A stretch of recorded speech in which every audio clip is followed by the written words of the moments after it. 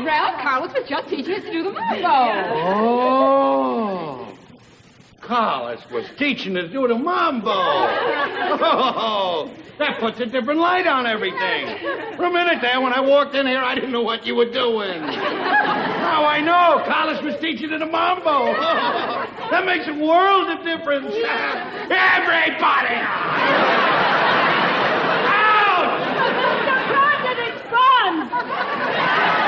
and you, at your age, should be ashamed of yourself. Now out! All right, girls, I guess we better call it quits for today. Quits for today? You'll call it quits for today? Tomorrow, next week, next month, and next year you'll call it quits.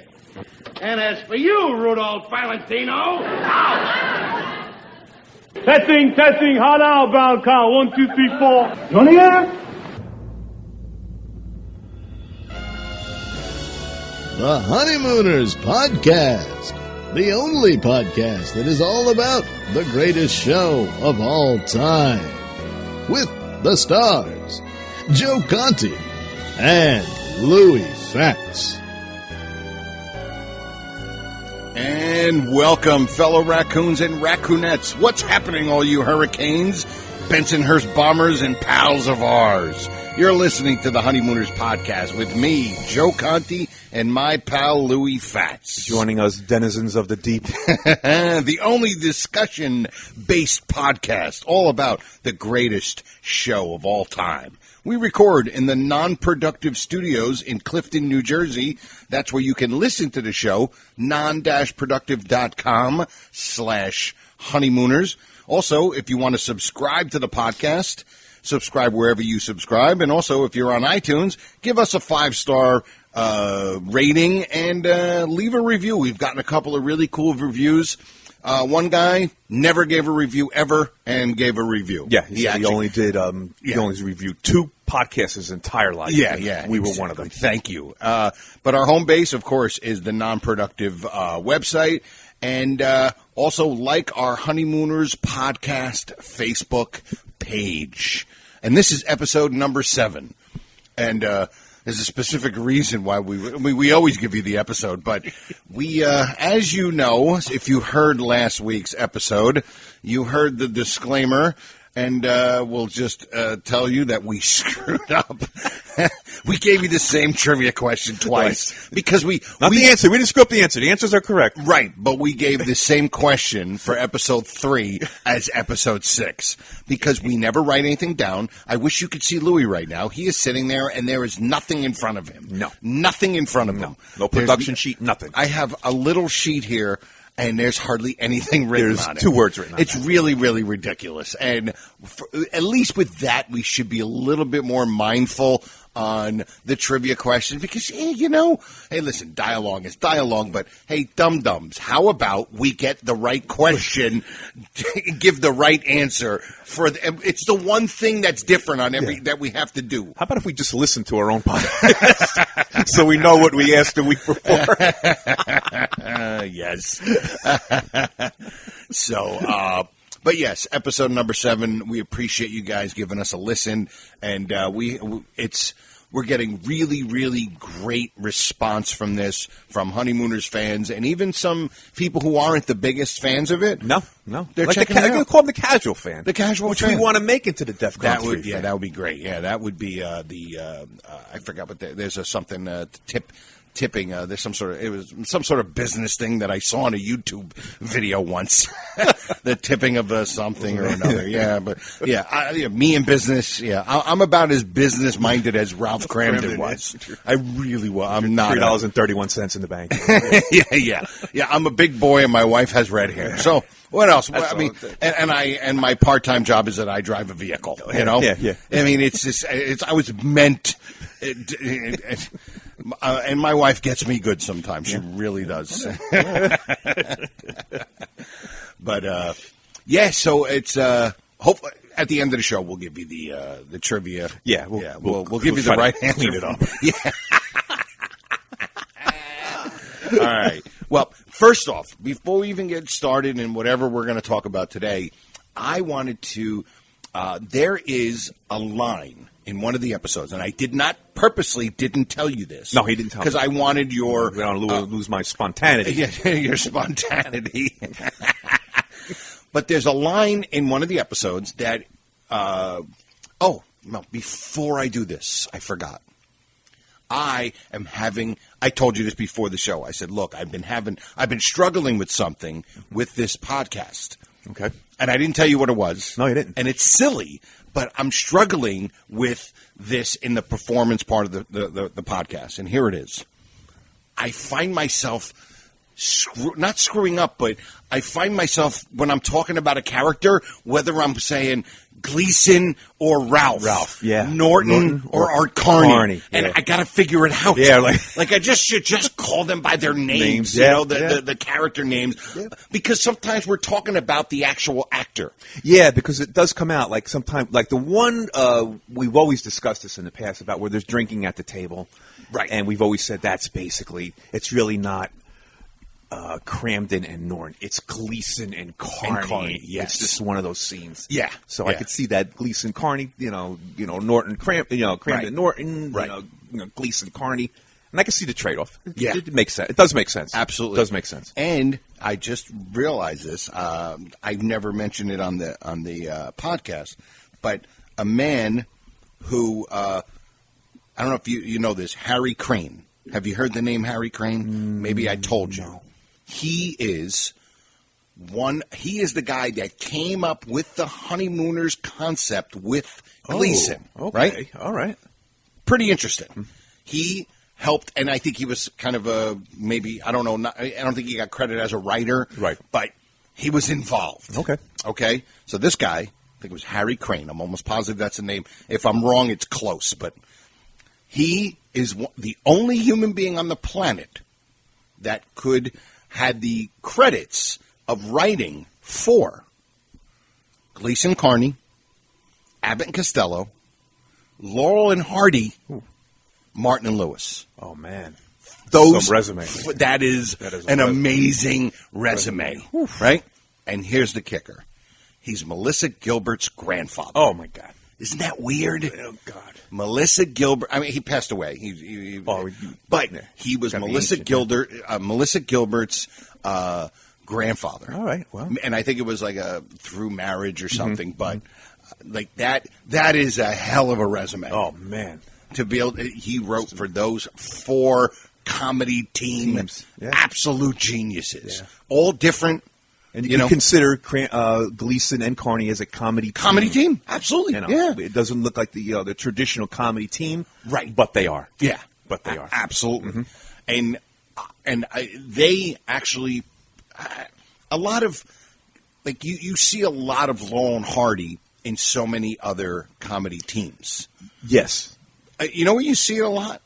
I saw it in Gilligan's Island all the time. With the Skipper. He's Oliver Hardy. He was Oliver Hardy. And I know he would look into the camera. I mean, they purposely were like, you guys are going to be Laurel and Hardy. Yeah. But Gleason and Carney, I think it was more so. Abbott and Costello didn't resemble Laurel and Hardy at all. No. It was just a different thing. It was sketches, so it was different. Like that play on words things. Yeah. But there was a lot of, I think there was some Laurel and Hardy in, Here's my problem again. Gleason and Carney. Okay. And not just because Gleason was a big guy and all that, but Gleason, his mannerisms were Oliver Hardy. Yeah. They were with the fingers and the facial expressions.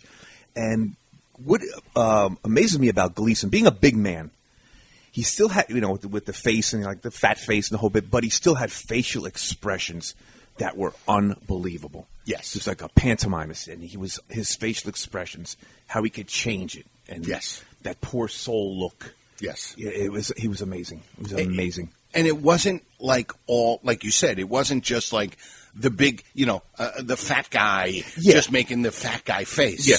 Like when he would do the thing when he would try to apologize to Alice behind her back. Love those. I love those. Those were just phenomenal.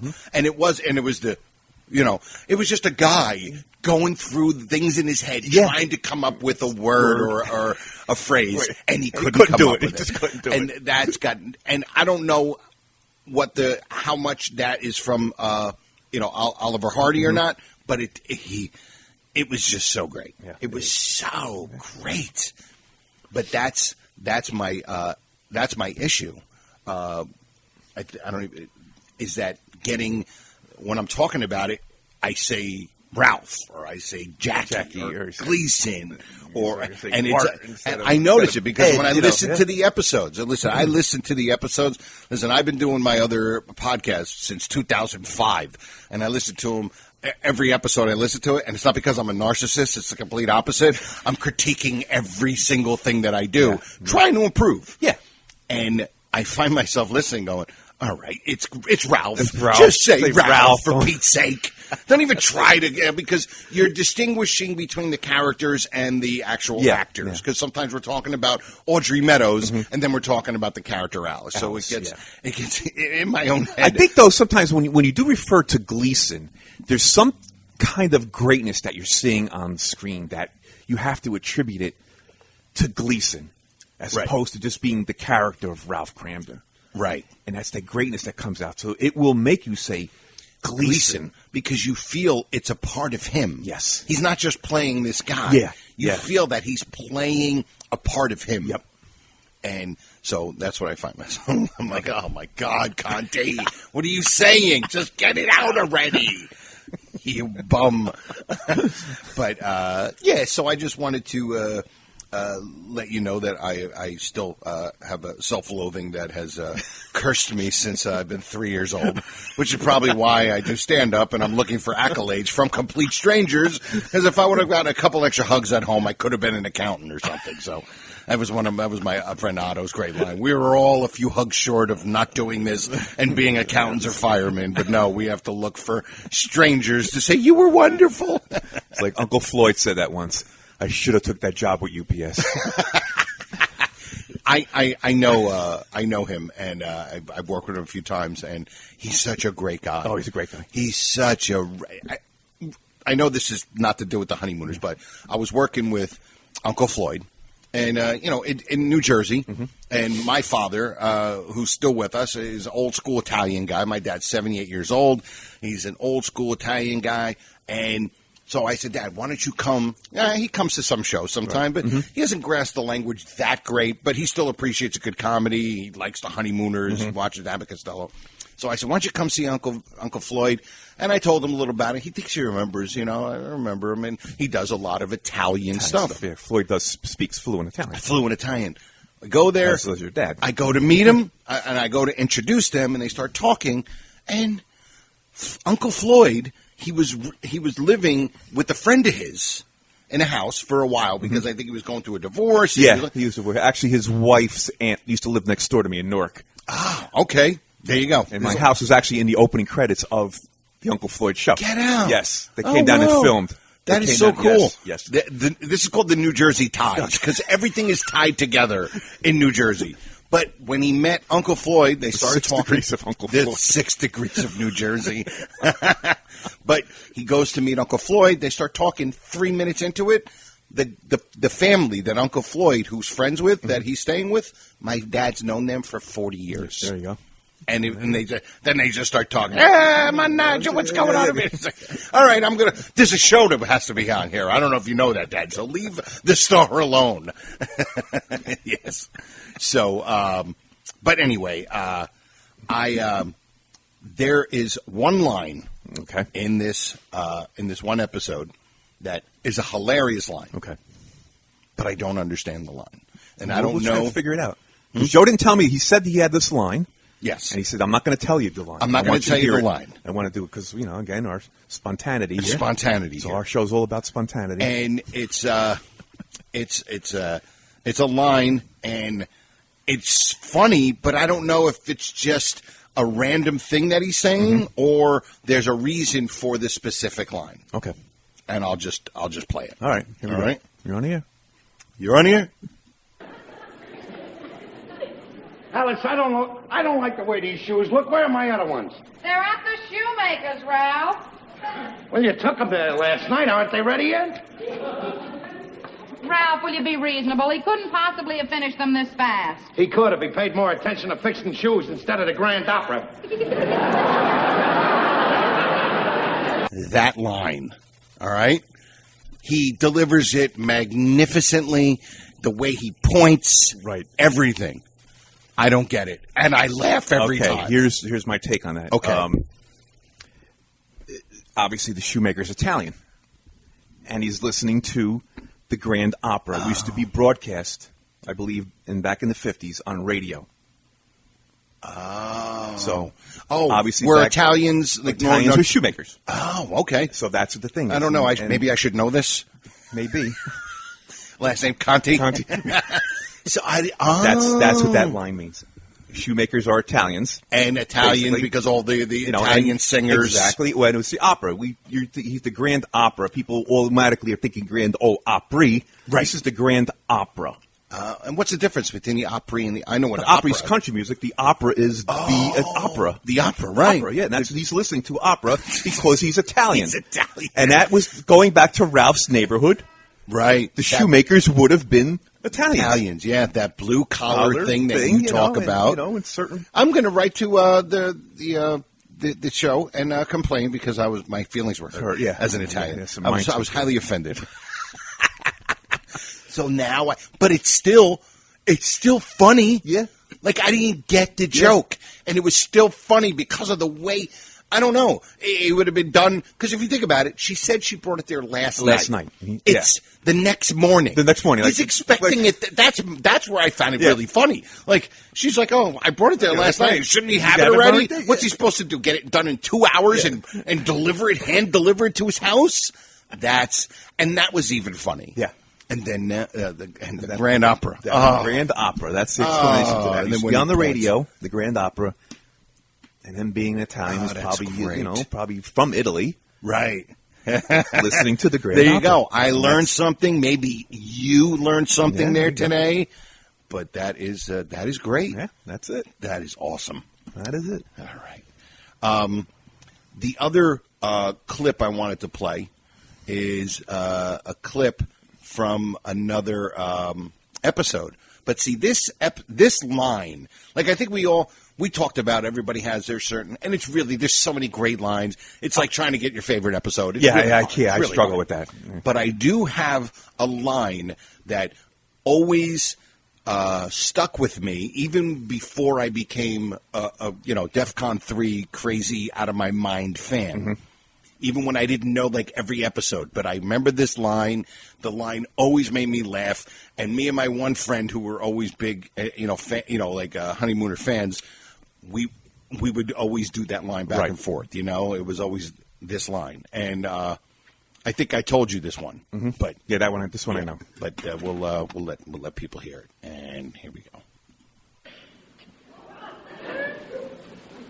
Well, what is it, Norton? Wait a minute, I'm trying to see it in the light. I gotta find that little red line. Wait a minute.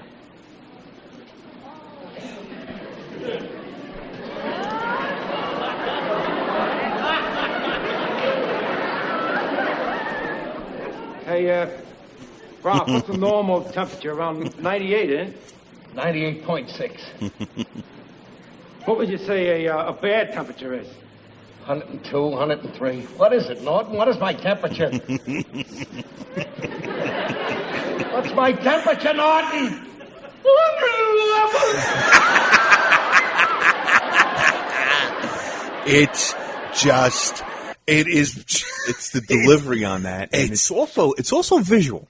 Yes, because once he realizes, he starts to blubber up a little bit, and then it comes out. Yeah. And that line was the line that was always back in the back of my head. And then when I became DEFCON 3 crazy out of my mind fan, this was the one that I always remembered. Okay. Yeah, I could see it. I mean, it gets a scream from the audience. Yes. Yeah. I just always loved it. And to be honest, I remember when I really started getting into it, right? And I didn't know exactly, but TV or not TV was the one episode that I said to him, I used to always say, I've seen every one 5 times, maybe 10 times at the time. Maybe saw TV or not TV once. Ooh, I used to say, I never see the pilot episode, TV or not TV. It's the first never one. do. Yeah. And then obviously now, but that was the last one that I really got to know. as much as the other ones. Remember, too, we're the YouTube, but we get everything on YouTube. Anything we want. We can watch anyone we want. But Right. back in the day, we were at the mercy of what they were showing. Yeah. So Or you your had VHS, or if you recorded it, If you like- recorded it, and you could play. But Like, if you're just turning the show on Channel 11, Right. you're at the mercy of what they're showing. Exactly. You know. Yeah. And I'm sure there are a ton of people listening that were like, oh, yeah, I had to record it like you did on New Year's on Eve. New Year's Eve, yeah. Wake up early to finish recording. Yeah, absolutely. But still, on the OVHS tape, it took you an hour to find it anyway, going through them. Yeah, forwarding. And you just see yeah, them all yeah, moving around yeah. quick to try to get to the episode you want to watch. But you mentioned that he cries a lot. A lot. Norton Yeah. cries in so many episodes. Yeah, he cried in the one where Ralph tried to get him. Ralph got him fired. Mind your own business. And then when he finally, he got his job back, I just want to thank you, and if I don't leave here, you know what I mean? Yeah. And he takes off. Cries when Ralph's making the record. Yes, Comes he in, cries. you were listening to Yes, Norton. he cries with the record. Yeah. He also cried when there was another one where he pulls out his handkerchief. There were two where they were standing right in front of the door. I can't think of the other one, but yeah, he cries a lot. Yeah, he does all the time. All the time. Even when Norton he's coming in as the doctor, the fake doctor, Dr. Norton. Oh, I yes, don't that's go to right. jail. Lulu. He didn't want the needle either. Yeah, he didn't want- Yes, he cried when he didn't want the needle either. He must have cried in about 30 Oh, my of the God. 39. I mean, think about it. I'll have to go back and research that. Should have been a soap opera, Yeah. this thing. Oh, yes. Oh, man. But, yeah, that was my that was the That was episode. the hook. That was your hook line. That was my hook. Absolutely. That was the one that hooked me. Then when I started really getting into it, then you got everything else. You know, Like I said, it's a double. It's visual and it's verbal. yes. If you watch the characters, like the Norton crying the way he says, and you can see Ralph's face, with his eyes light up when he hears 111. Yes. That's the whole. It's two. It's visual and it's verbal. Yep, absolutely. Great scene. That's the way it seems that's just. It was a perfect push and pull. Yeah. When it came to that, visual, verbal. Yep. And that's why I think some things lasted a lot longer, whether it's shows or comedies or whatever, because it had all of those aspects of it. And sometimes, too, is like when things are visual and verbal, we can miss something. If you're just listening and not looking, Right. like we always say, we always look at the off character, Right. not the one who is speaking. Right. So when it's visual and verbal, you really have to pay attention. Yeah. If you have to look and listen, Right. and how do you concentrate? You concentrate on Norton, you concentrate on Ralph. But while one's speaking, the other one's doing something else. Yeah, and we're at a point where we've seen him so many times, and we still watched him so many times, and we can go through him. Right. Like you showed me. I don't think we talked about it last episode. The Mama Loves Mambo.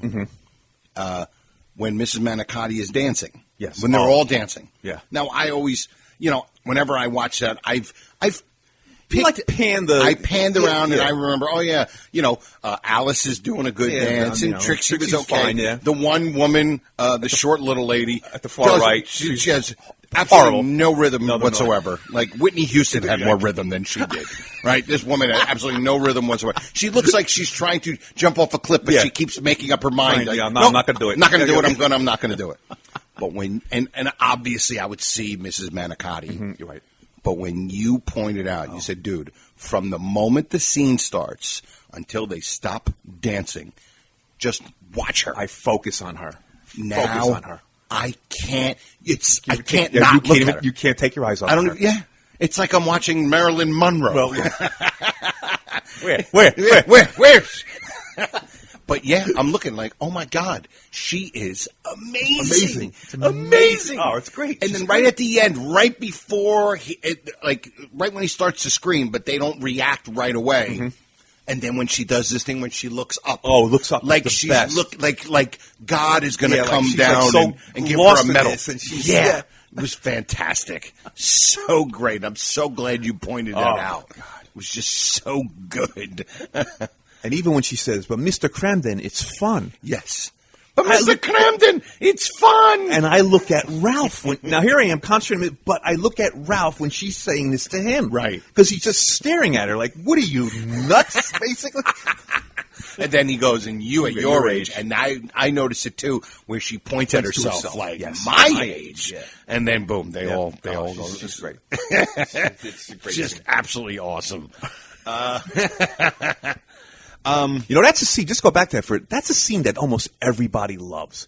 You don't have to be a Honeymooner fan to really love that scene. No. Just what's going on stage. Yeah. It's hysterical. Everything. It's hysterical. And even the great, think about it. First, his face stops in the camera, and then he turns, and he's like, wait, and it's the build-up. Wait a minute. Wait a minute. Then everybody stops, and then when he's what's going on here? It's like a knife through butter. Yep. Just what's going on here? And he's so physical. Yes. Like he doesn't just say what's going on here. He moved like 4 feet in one step. Like he slid. He was almost like an ice skater. It was like he's coming in. Like ta-da. He was like, what's going on here? And then of course the lines go and. It is just... Now, to get back to, again, we always mention this every week. We have to mention this. It's 1955. It's 1955. Yeah. There's a Mambo craze going on during this time. Which is why right? Mambo, there's an episode for that one's the Mambo episode. Right. It's also mentioned when the Weehawken bunch Weehawken, beat them in the national, the Weehawken style of Mambo, or the Bayonne bunch beat the Raccoon Lodge in the annual Raccoon Mambo contest. Absolutely. So it's mentioned several times. There is a Mambo craze going on during this time period in the 50s. Yeah, mid-50s. So, yeah. Wow. Yeah. There was a lot of things in the show that are very contemporary that we may not understand historically. Well, I didn't understand the shoemaker thing. Yeah, the shoemaker which thing, was and there's a lot. Even the part where when they're at the Raccoon Lodge, and they have the membership drive, and Norton gets in, they go through their thing. That's saying they're too tough. Well, and just in case Anthony Eaton couldn't be Raccoon. I had to look some people all right, who is Anthony Eaton? All right, Anthony Eaton took over for Winston Churchill as prime minister. I had to in look 1955. Right, so I looked it up, and then I laughed. Yeah, it's a contemporary joke. Right. So they did, look, most of it, 99.9% of it is timeless. Yes, timeless. But there are those things, couple of little things slivers that we aren't familiar today. I didn't start this. Mammy Yoakum did. Yeah. Now, okay, who's Mammy Yoakum? Yeah. It's Little Abner's mother from the comic show. Yeah, see, I didn't know that. Yeah. Right, yeah, that's the thing. So but they're so sparse. Yeah. They're just sprinkled in there that all they are is just part of the big machine. Yeah. Yeah. Wow. Can you believe we've done 26 minutes? And we talked about nothing. Just my qualms and Uncle Floyd. Uncle Floyd got Norton crying. Yeah.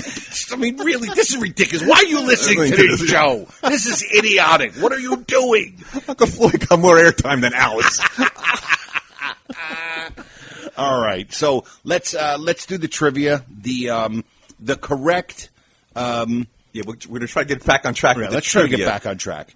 We gave the wrong trivia question last week. The answers are correct. But the answers are correct. We repeated. Yeah, we repeated it. Right. So now we also forgot the other trivia questions that we asked. Because, like we said, we write nothing down here. Yes, exactly. So, now we gave the correct one for the week before. Yeah. But now, what was the one we didn't give? That was the one with the Norton's football team, or no? No. We gave that one, Mr. Douglas. Oh, okay. There we go. That's the one. Right. There was when in the golfing episode when Mr. Harper breaks his ankle or chips a bone in his ankle, and a substitute. So there's a Veep comes in from the Gotham Bus Company to inform Ralph that Mr. Harper can't golf, and he's going to take his place. Yeah. And the question was, who was the name of the guy, the vice president that came to Ralph's store? And it's Mr. Douglas. Mr. Douglas, yes. Who also flubs a line in there.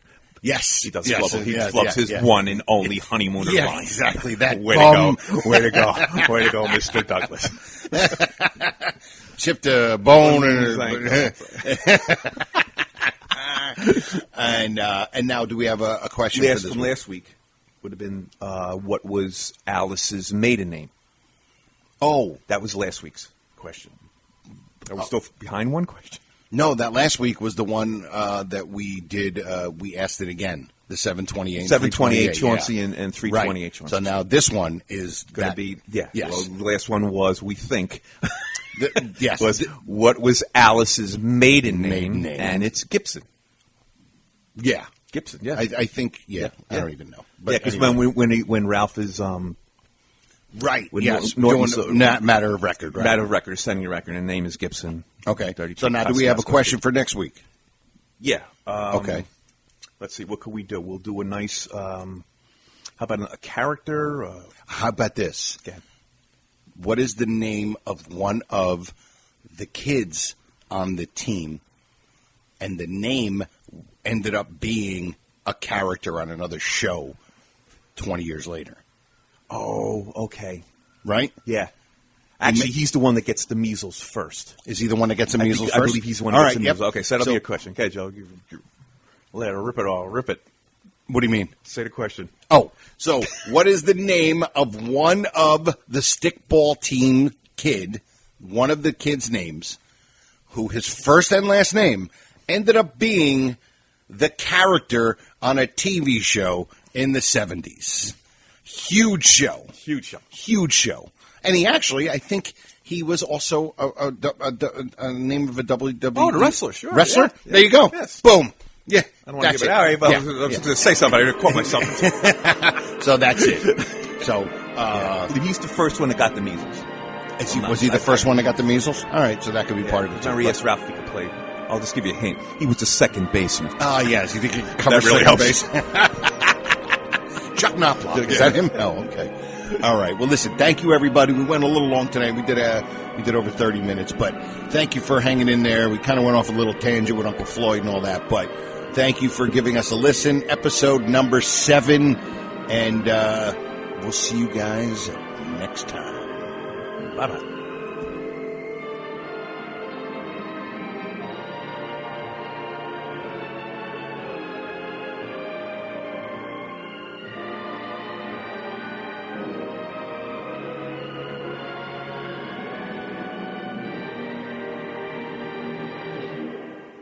Good night. Good Thank night. you. Good night. We'll have to do this again real soon. How about tomorrow night? This has been a non-productive media presentation. Executive producer Frank Hablawi. This program and many others like it on the Non-Productive Network is distributed under a Creative Commons Attribution Non-Commercial No Derivatives license. Please share it, but ask before trying to change it or sell it. For more information, visit non-productive.com.